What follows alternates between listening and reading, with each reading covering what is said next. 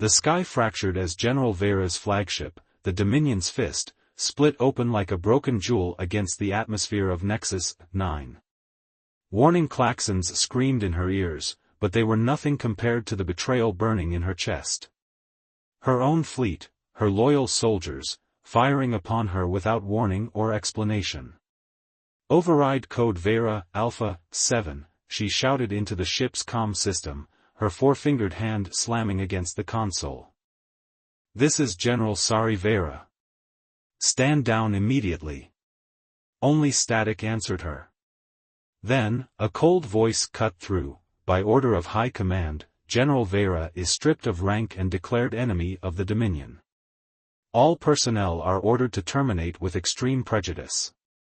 The voice belonged to Commander Drav, her second-in-command for 8 cycles.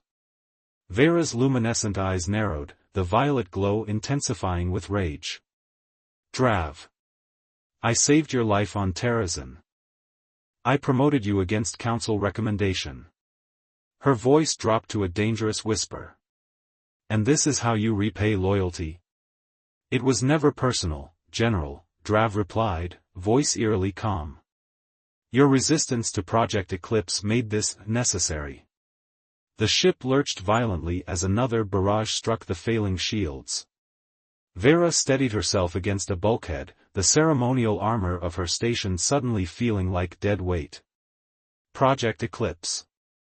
The classified weapons initiative she'd refused to support, biological agents designed to target human genetic markers. A violation of every treaty the Dominion had signed after the 30-Year War. Mass genocide isn't victory, Drav. It's extinction. She hissed through clenched teeth. They'll retaliate in kind. Your human sympathies have compromised you, he replied coldly. Goodbye, General. The final blast tore through the command deck. Veyra felt white-hot pain as shrapnel pierced her side, the unique copper-based blood of her species spilling across the deck plates. The ship's artificial gravity failed as the vessel began its death spiral toward the moon below. With practiced discipline, she dragged herself to the emergency escape pod.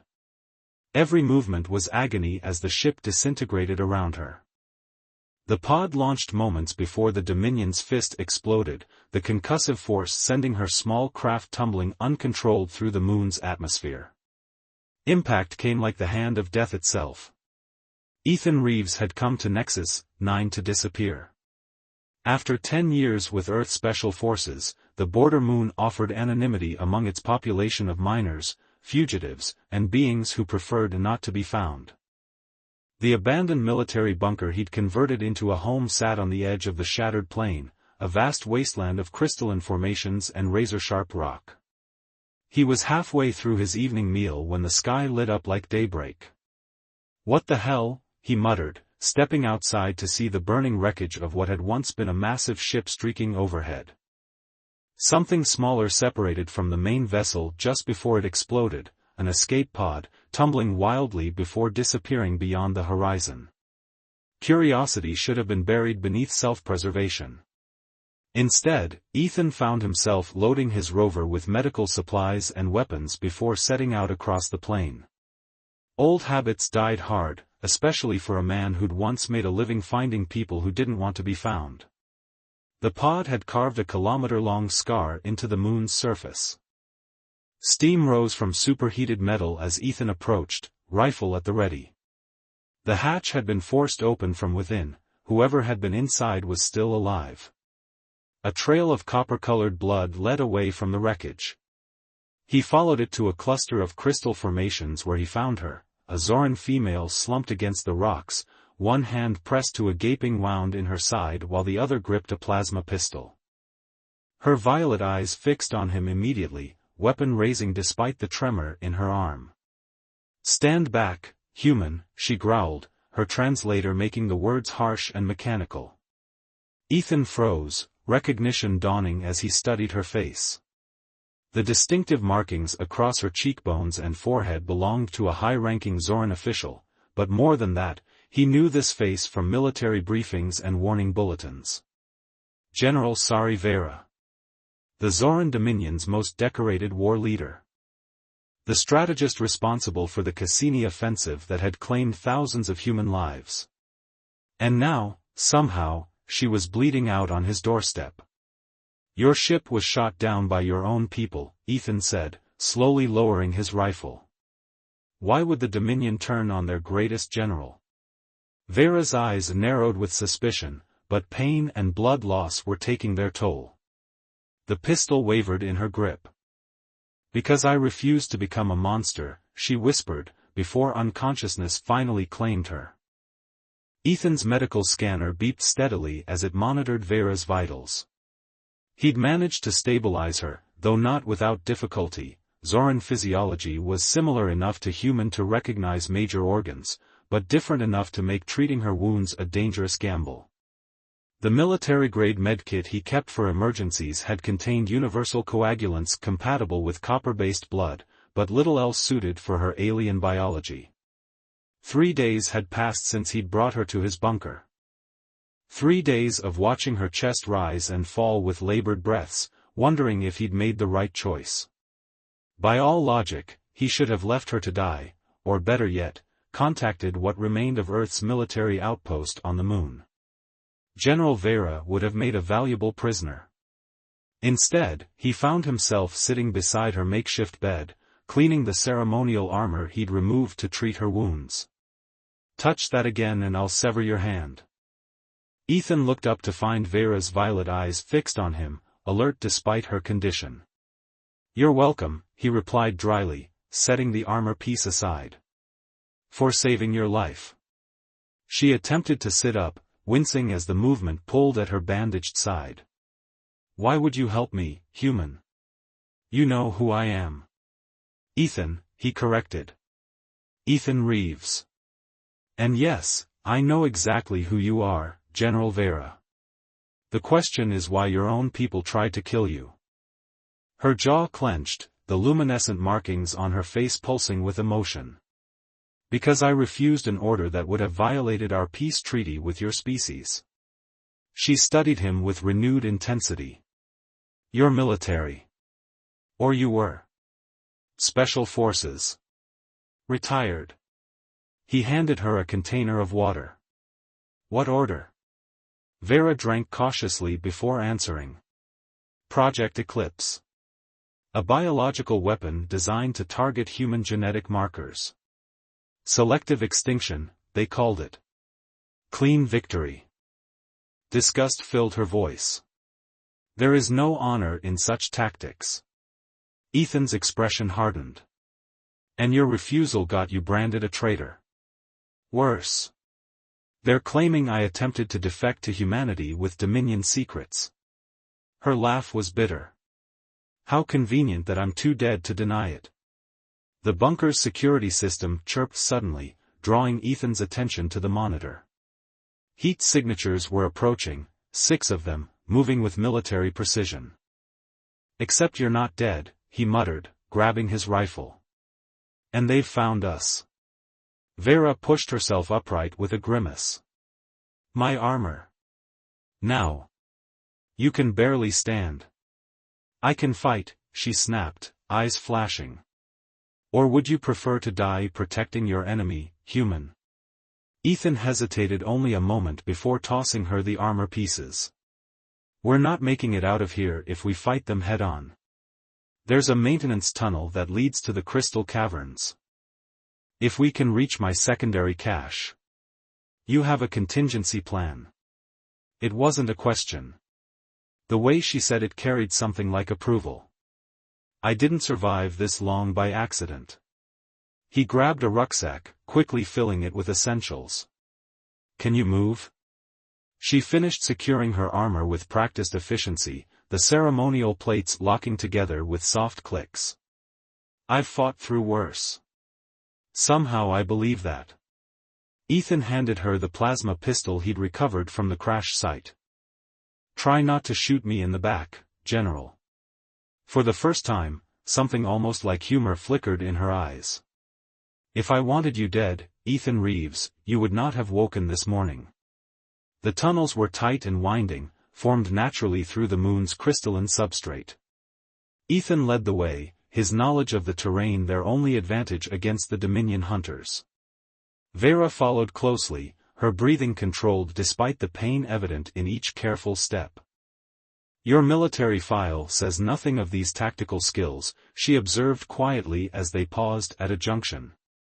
"You were listed as combat specialist, not infiltration."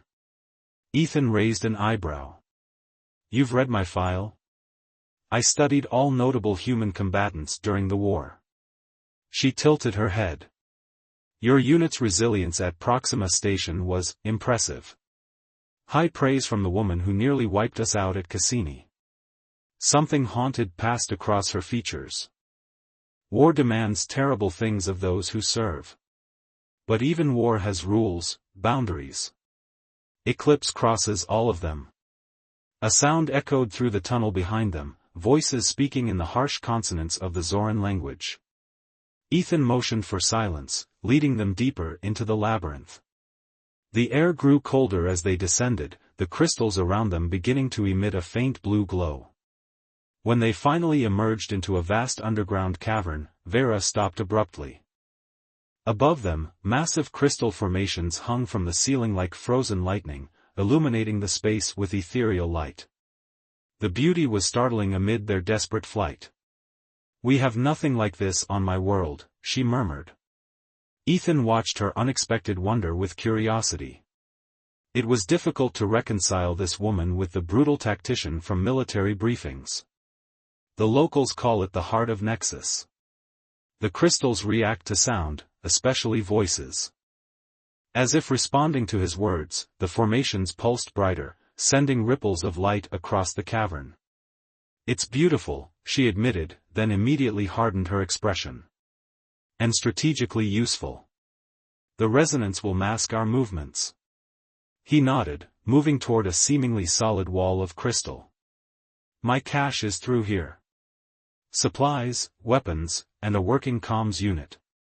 If we're lucky, we can."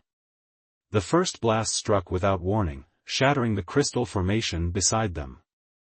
Veyra moved with impossible speed despite her injuries, tackling Ethan to the ground as more shots rang out. "So much for your shortcut," she growled, returning fire as they scrambled behind a cluster of crystals. Ethan spotted the attackers, 3 Dominion soldiers in specialized hunting gear, their positions revealed by the cavern's light. He sighted and fired in one smooth motion, dropping the nearest one. "Not bad for a human," Veyra commented, her own shot finding its mark in the chest of another hunter. The third attacker called out in the Zoran language. Veyra's expression darkened as she replied harshly, her words making the crystals pulse angrily. "What did he say?" Ethan asked, reloading. "He offered me mercy if I surrender you." Her eyes met his, something fierce and unexpected in their glow. "I told him I do not abandon allies." The word hung between them, allies, improbable yet somehow right in this moment of shared survival. "Then I guess we fight our way out," he said, a grim smile forming. "Together." Veyra matched his expression with her alien version of the same. "Together." As they moved as one to flank their remaining pursuers, Ethan realized with startling clarity that somewhere between saving her life and running for their own, everything had changed. They were no longer simply enemies from opposite sides of a forgotten war. They had become something far more dangerous, partners with nothing left to lose. Dawn broke over the shattered plain, casting long shadows across the crystalline wasteland. Ethan and Veyra had traveled through the night, putting as much distance as possible between themselves and their pursuers. They'd taken refuge in an abandoned mining outpost, a relic from Nexus 9's more prosperous days. Veyra stood at the viewport, her tall frame silhouetted against the alien landscape. Despite her wounds, she carried herself with the rigid posture of someone who had spent a lifetime in command. "The remaining hunters will have called for reinforcements," she said without turning. "We have perhaps one planetary rotation before they arrive in force." Ethan nodded, busy reconfiguring a salvaged communications array. "Then we need to find proof of this Project Eclipse before they get here." Something concrete we can broadcast. You believe me? Veyra turned to study him, genuine surprise evident in her expression. I've seen enough classified operations go sideways to know when something stinks, he replied. Besides, if you were going to kill me, you've had plenty of chances. A sound escaped her that might have been a laugh. Your trust is either admirable or foolish. Probably both. He gestured to the communications device. This was monitoring Dominion frequencies before it was abandoned. If I can get it working again, we might intercept something useful. Veyra approached, examining his work with critical eyes. Your technical skills are unexpected for a combat specialist. Special forces training, Ethan explained. We learn to adapt or die. He glanced up at her. Something tells me Zoran generals don't usually get their hands dirty with technical work. We do not, she confirmed. But I began as a field operative before rising through command. Some skills remain useful. She reached past him, her four-fingered hand adjusting a connection he'd overlooked. The device hummed to life, displays flickering with static before resolving into streams of encrypted data. There, she said with quiet satisfaction. Dominion transmission protocols haven't changed in decades. Arrogance of the High Command. Ethan watched as her fingers danced across the controls, bypassing security measures with practiced ease. For someone so loyal to your people, you seem comfortable betraying their systems. Veyra's movements paused fractionally. I am loyal to what the Dominion should be. What it was meant to be. Her voice lowered. Not what certain members of High Command have twisted it into. The display suddenly cleared, revealing classified transmission logs. Veyra's eyes narrowed as she scrolled through them, stopping at an encrypted file labeled Eclipse Implementation. This is it, she murmured, initiating the decryption sequence. As the file opened, holographic schematics materialized between them, molecular structures, deployment vectors, casualty projections. Even to Ethan's untrained eye, the implications were horrifying. They've already begun production, Veyra said, her voice tight with controlled fury. Testing has been successful on isolated human colonies. Full deployment is scheduled within the month. Ethan studied the projections with growing dread. This would kill billions. Every human settlement in the sector would be contaminated within weeks. And according to these logs, High Command plans to blame the initial outbreak on a rogue general who stole bioweapons technology. Veyra's eyes met his. Me. The perfect scapegoat, Ethan muttered. They get their genocide and a convenient villain to unite against. Veyra's luminescent markings pulsed with barely contained rage. The final entry is from Commander Drav. He's been appointed to oversee the project from a research station in the Lyra sector. Coordinates included. That's our target then, Ethan said firmly. We get in, secure concrete evidence, and broadcast it to both human and Zoran authorities. It won't be that simple. Drav knows I survived, he will have maximum security. Good thing you've got me then. Ethan's lips curved into a determined smile. Infiltration might not be in my file, but it's definitely in my skill set. Veyra regarded him thoughtfully. Why risk your life for this, Ethan Reeves? You could take this information to your human commanders, let them handle it. And what would they do? Launch a preemptive strike? Start another 30-year war? He shook his head. This needs to be exposed from both sides. It needs a Zoran voice of authority condemning it. It needs me, she concluded. It needs us, he corrected. Something shifted in her violet eyes, a recognition, an acknowledgement of a connection neither of them had anticipated. In the dim light of the outpost, the space between them suddenly felt charged with unspoken possibility. In my culture, she said quietly, warriors who face death together share a bond stronger than blood. Ethan stepped closer, the holographic evidence of conspiracy still rotating between them. In mine too. Her hand rose hesitantly, alien fingers tracing the scar that ran along his jawline. You fought in the Battle of Cassini.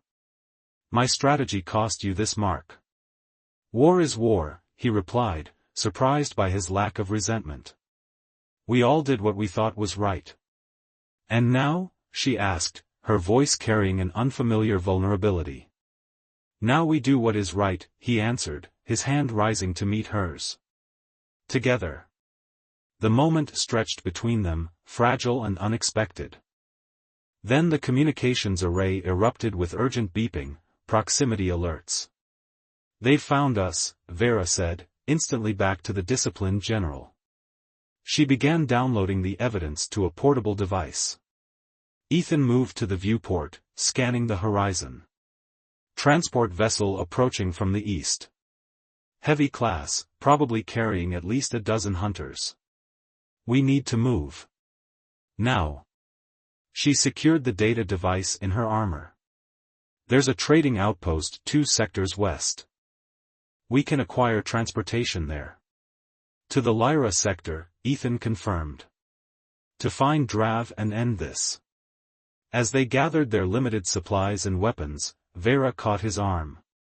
The path we walk now changes everything, Ethan. For both our peoples. I know. He met her gaze steadily. But some things are worth fighting for.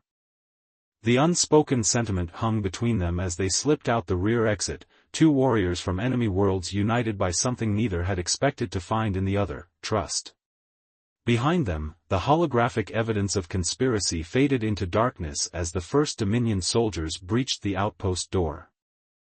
The trading outpost of New Vega thrived in the shadows between civilizations. A sprawling collection of mismatched structures and repurposed starship parts, it served those who preferred to avoid official scrutiny, smugglers, mercenaries, and refugees from a dozen different worlds. Ethan and Veyra moved through the crowded marketplace with practiced caution. She had discarded her ornate general's armor for nondescript civilian clothing, her distinctive facial markings concealed beneath a layer of synthetic skin. Even disguised, she commanded attention, her height and warrior's posture marking her as someone dangerous.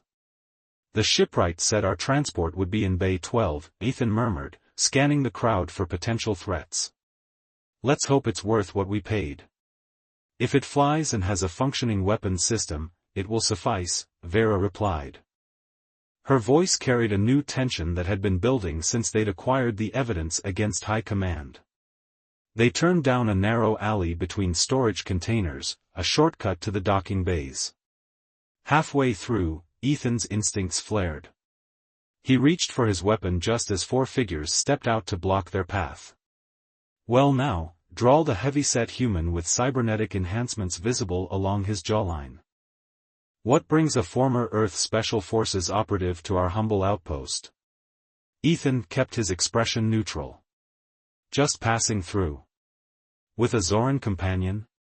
The man's augmented I word as it focused on Veyra. Unusual company for your kind, especially these days.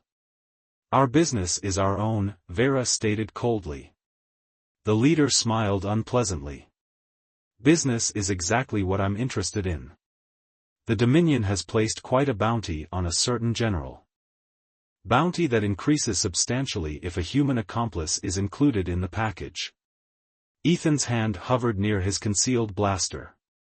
You've mistaken us for someone else. I don't think so, Captain Ethan Reeves, formerly of the 7th Infiltration Unit. The bounty hunter's smile widened. Your file made for interesting reading. Without warning, Veyra moved. Her speed was startling, even to Ethan who had fought alongside her. She crossed the distance to the lead hunter in a blur, one hand clamping around his throat while the other disarmed him in a single fluid motion. How many others know we're here? She demanded, the synthetic skin on her face cracking to reveal the glowing markings beneath. The man struggled against her grip. Everyone. The whole station's looking for you. Ethan dispatched one of the other hunters with a precisely aimed shot, then grabbed the leader's comm device.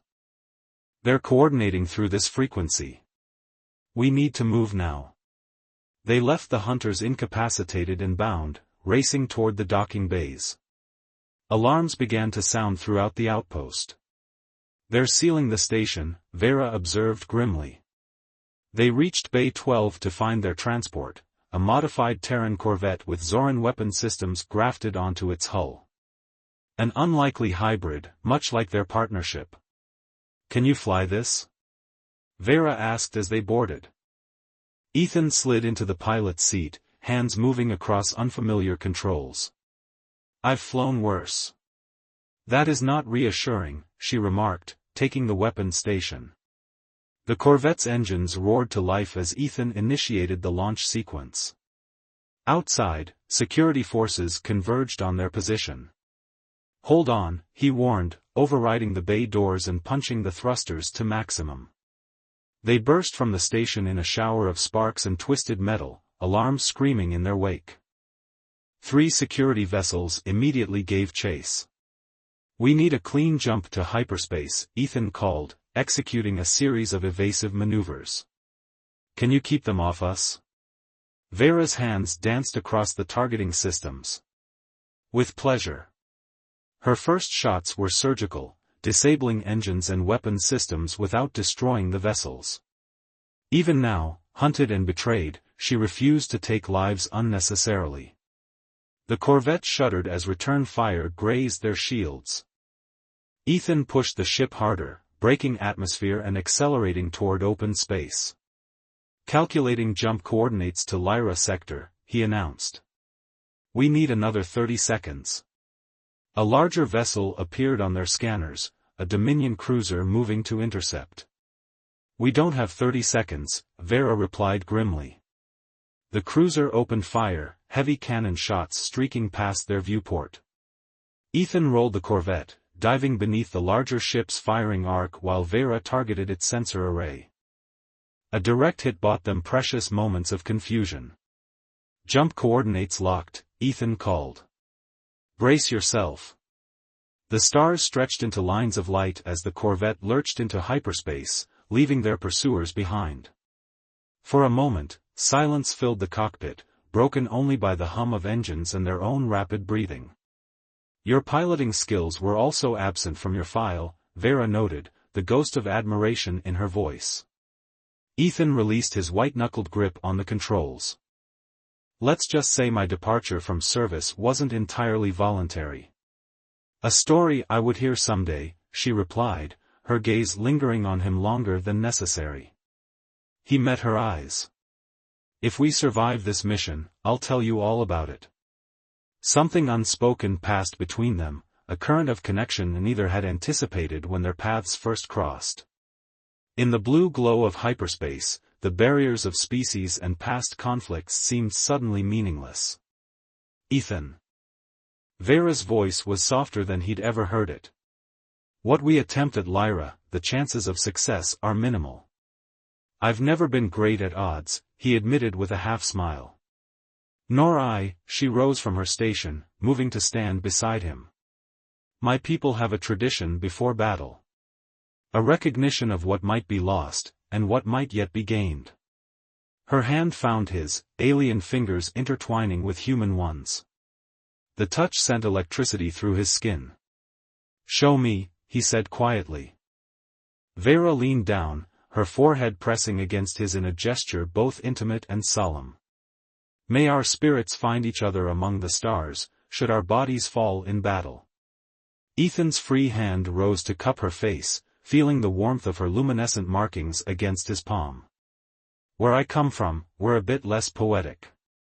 And what do humans do before battle, she asked, her voice a low rumble that vibrated through him. His answer came not in words but in action, pulling her closer until their lips met. For a heartbeat, she stiffened in surprise, then responded with unexpected tenderness, the alienness of her features forgotten in the universal language of desire. When they finally parted, something fundamental had shifted between them. No longer reluctant allies, but something far more profound. The research station will be heavily guarded, she murmured, still close enough that he could feel her breath. "We'll find a way in," he promised. "We always do."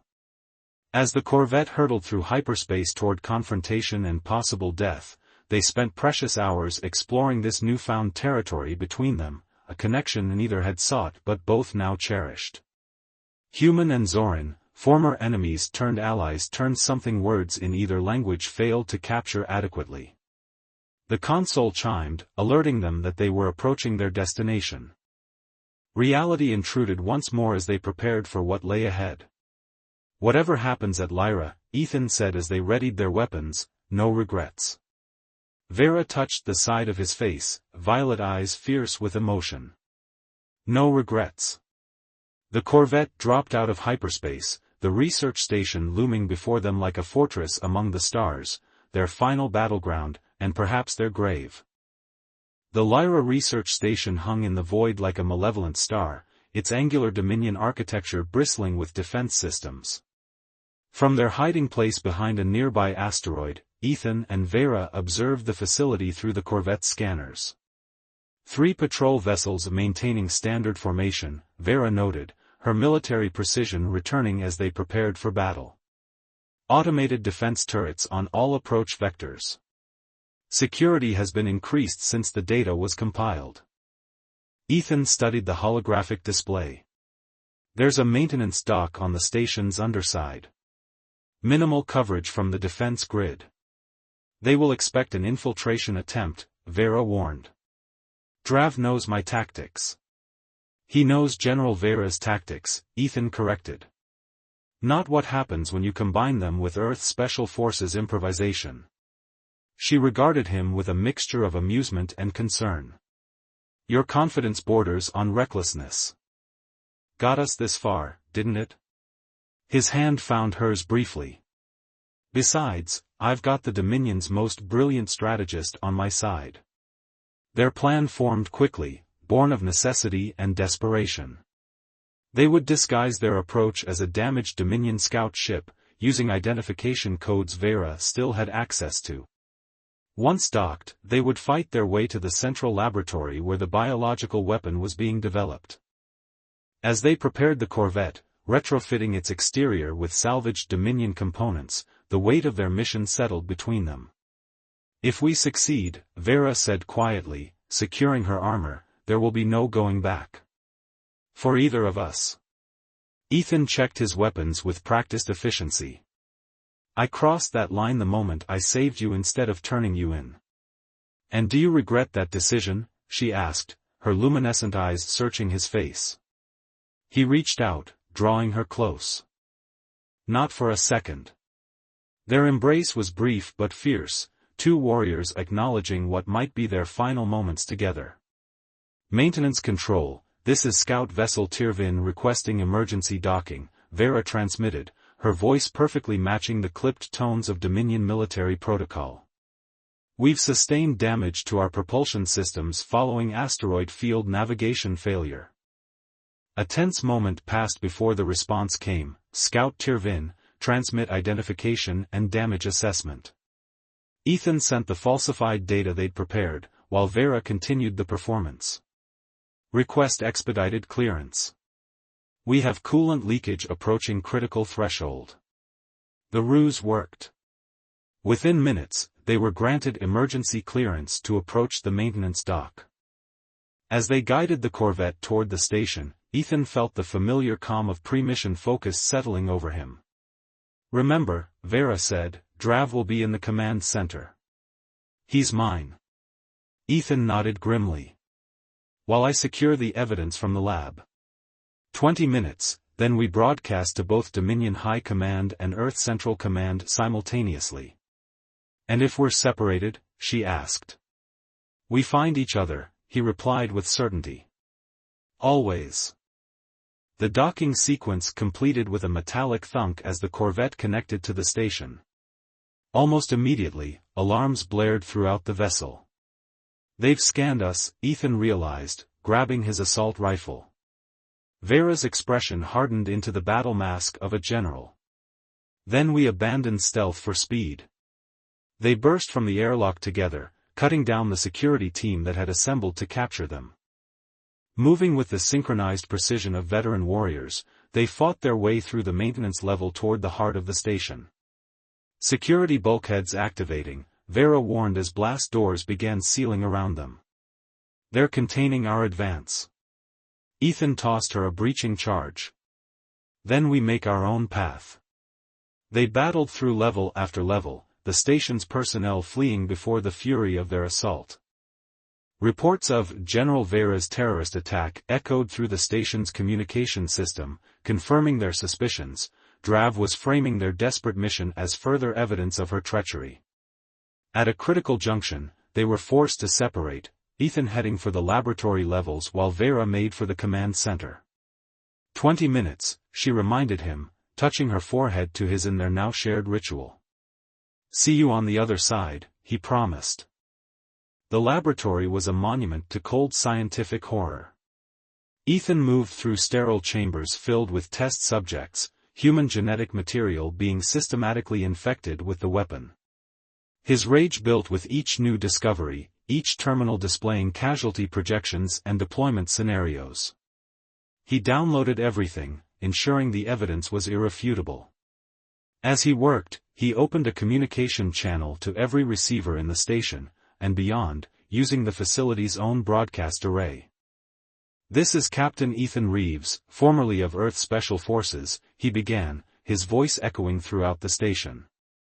"What I'm about to share proves that elements within Dominion High Command have violated every peace treaty between our worlds." In the command center, Veyra faced her former second-in-command across a room littered with fallen security officers. "You always were exceptional in combat," Drav acknowledged, his own weapon trained on her. "A pity you lacked the vision to see what was necessary."